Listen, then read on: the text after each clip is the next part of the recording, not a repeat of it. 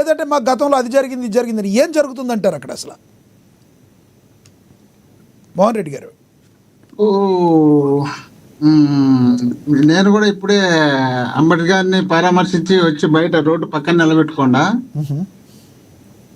అవును, మా party leader, మా పార్టీలో మాజీ మంత్రిగా పనిచేసినటువంటి వ్యక్తి, పార్టీ పుట్టక ముందు నుండి జగన్మోహన్ రెడ్డి గారిని అభిమానించినటువంటి వ్యక్తి, పార్టీ పుట్టినప్పటి నుండి ఇప్పటి వరకు పార్టీకి వెన్నుదన్నుగా ఉన్నటువంటి వ్యక్తి, మా పార్టీ స్పోక్స్ పర్సన్. అలాంటి వ్యక్తి మీద దాడి జరిగితే ముద్రగడ పద్మనాభం గారు కూడా మా పార్టీ లీడరే, మీకు తెలిసినో లేదో.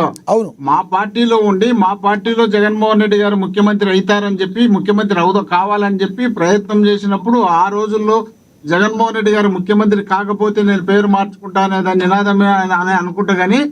కానీ వీళ్ళు చేసినటువంటి గోల్మాలతో ఏదో ఒకవేళ వాళ్ళు అధికారంలోకి వచ్చిండొచ్చు, తర్వాత ఆయన మాట ప్రకారం ఆయన పేరు మార్చుకోండొచ్చు. పేరు మార్చుకున్నంత మాత్రాన ఆయన కమ్యూనిటీతే కాపే కదా, కాదని మనం అన్నాము కదా, అనలేము కదా.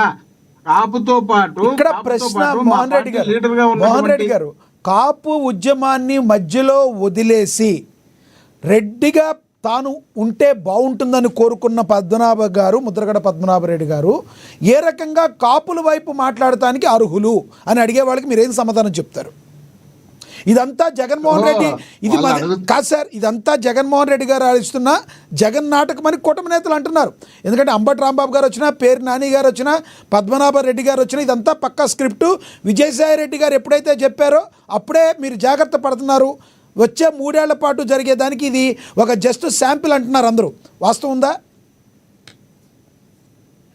ఇప్పుడు ఆలోచన ఉన్నటువంటి వ్యక్తులైతే మేము విడదీయాలనే ఆలోచన మాకు ఉందని మీకు తెలిసి ఉంటే మేము విడదీస్తామని ఎందుకు దాడులు చేయాల్సి వచ్చింది? మీరు విడదీస్తాం కదా, మేము చెప్పినట్టు వాళ్ళు విడిపోతారు కదా, మేము విడదీయడానికి రెడీగా ఉన్నాం కదా. ఉన్నప్పుడు మీరు సక్రమంగా నడుచుకోవచ్చు కదా. సక్రమంగా నడుచుకోలేకున్నారు, మరి వాళ్ళ ఇంటి మీద దాడి చేసినారు, వాళ్ళ మహిళలను ఎందుకు దాడి చేసినారు, వాళ్ళ కుటుంబాల మీద దాడి చేసి మహిళలను చిత్రహింసలు పెట్టి రాత్రి తెల్లవారుజాము ఉదయం సాయంత్రం 6 గంటల నుండి రాత్రి 2 గంటల వరకు దాడులు చేయాల్సిన అవసరమే వచ్చింది. మహిళలు, పిల్లలు, వాళ్ళకి కావాల్సినటువంటి మెన్నంతా తెచ్చుకొని వాళ్ళ మీద దాడులు చేసే కాకుండా పెట్రోల్ బాంబులు వేసేది, ఇంట్లో ఫర్నిచర్ అంతా పగలగొట్టేది, కార్లు పగలగొట్టేది, మహిళలను చూడకుండా, వృద్ధులను చూడకుండా ఇష్టం వచ్చినట్టు దాడి చేసేటప్పుడు తెలియదా మరి ఇంత నీచంగా? అంటే చూసే వాళ్ళకి అసహ్యం ఉంటుంది అనేది ఆలోచన. జగన్మోహన్ రెడ్డి గారు చెప్పింది బహుశా వినుంటారు వాళ్ళు. గతంలో జగన్మోహన్ రెడ్డి గారు మండదా అక్క, మండదా చెల్లి, మా పార్టీల మీద, మా మీద, మా కార్యాలయాల మీద దాడి చేస్తే మండదా, వాళ్ళ మనోభావాలు దెబ్బతిని అన్నారు కదా. అది గుర్తు చేసుకుని ఏమన్నా దాడి చేసి ఉండొచ్చు. ఎందుకంటే దీనికి ఆద్యం పోసింది, ఫ్లెక్సీ గురించి వివాదం స్టార్ట్ చేసింది అంబటి రాంబాబు గారు కదా.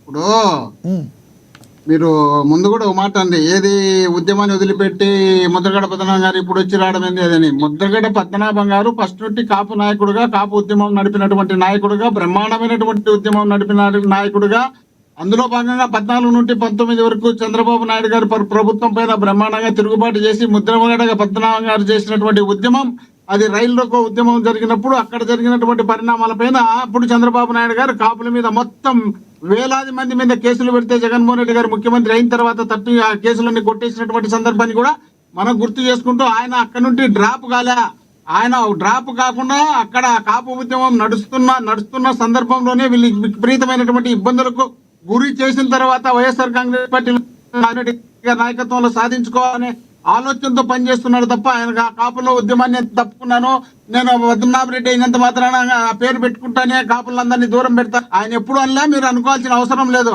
నెంబర్ 2, మీరన్నట్టు చంద్రబాబు నాయుడు గారు ముఖ్యమంత్రిగా మునుపు ప్రతిపక్షంలో ఉన్నప్పుడు ఆయనకు సంబంధించినటువంటి పార్టీ ఆఫీసులో ప్రెస్ మీట్ పెట్టి పట్టాభిరామ్ అనే క్యాండిడేట్ రాష్ట్ర ప్రతినిధిగా జగన్మోహన్ రెడ్డి గారిని తిట్టినటువంటి తిట్టు రాష్ట్రంలో ఇంతవరకు ఎవరు మర్చిపోయి ఉండరు. తిట్టినప్పుడు మా పార్టీకి సంబంధించినటువంటి ఎమ్మెల్సీలు కానీ, మాజీ మంత్రులు కానీ, కేంద్ర మంత్రులు కానీ ఏ ఒక్కరు కూడా అతని మీద స్టేట్మెంట్ ఇచ్చి పట్టాభి ఇంట్లోకి పోయి ఆడవాళ్ళ, పురుషులు, మహిళలను అందరి మీద దాడులు చేస్తామని మా ఎమ్మెల్యేలు పోలే, మాకు సంబంధించినటువంటి ఎవరు పోలే. జగన్మోహన్ రెడ్డి గారిని అభిమానించినటువంటి వ్యక్తులు ఆ ఇంటి దగ్గరికి మాత్రమే పోయినారు. అక్కడ పోయినప్పుడు రమేష్ గారు కూడా అభిమానేనా? మా జగన్మోహన్ రెడ్డి గారు ముఖ్యమంత్రిగా ఉన్నారు. జోగి రమేష్ గారు అభిమానేనా? జోగి రమేష్ గారు అభిమానేనా? ఈ సబ్జెక్ట్ మీద క్వశ్చన్ లేకపోతే నేను చెప్తా. ఎస్ చెప్పండి. ఇక్కడ పట్టాభి గారికి సంబంధించినటువంటి వాళ్ళ ఇంటి మీదకి దాడి చేయను పోయినప్పటికీ ఏ లీడరు పోయిన సందర్భం లేదు. ఉమ్, మొత్తం చైర్మన్ క్యాబినెట్ దాడులు చేసిన విషయాన్ని మీరు మర్చిపోతున్నారు.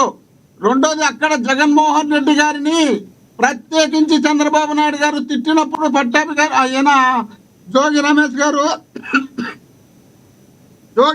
గారు దాడి చేయడానికి కాదు అయ్యా చంద్రబాబు నాయుడు గారు మీరు జగన్మోహన్ రెడ్డి గారిని తిట్టినారు కదా, దీన్ని నిరూపించుదురండి అని బయట పోతే దాని దాడిలాగా మీరు చిత్రీకరించడానికి ప్రయత్నం చేసినారు. ఆయన దాడి చేయడానికి ప్రతిపక్ష నాయకుడుగా చంద్రబాబు నాయుడు గారు 50 సంవత్సరాల అనుభవం కలిగినటువంటి నాయకుడుగా అలాంటి నాయకుడి మీద ఇంటి మీద పోయి దాడి చేసేటంత మొగోడమని ఎవరు అనుకోరు.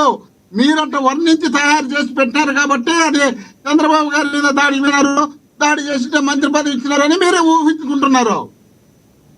అలాంటివి ఏమీ జరగలేదు. ఆయన అడగడానికి మాత్రం పోయినారు. పోయినప్పుడు అక్కడ పోలీసులు ఉన్నారు, పోలీసులు అడ్డుపడినారు, బయటకు వచ్చినారు, అంతకు తప్ప అక్కడ ఏం జరగదా? సరే సార్, ఇంతకీ అంబేద్కర్ ఎలా ఉన్నారు? ఓకే, మీరు పరామర్శించారు కదా, ఇంతకీ అంబేద్కర్ లేకుండా లేదు. ఇంతకీ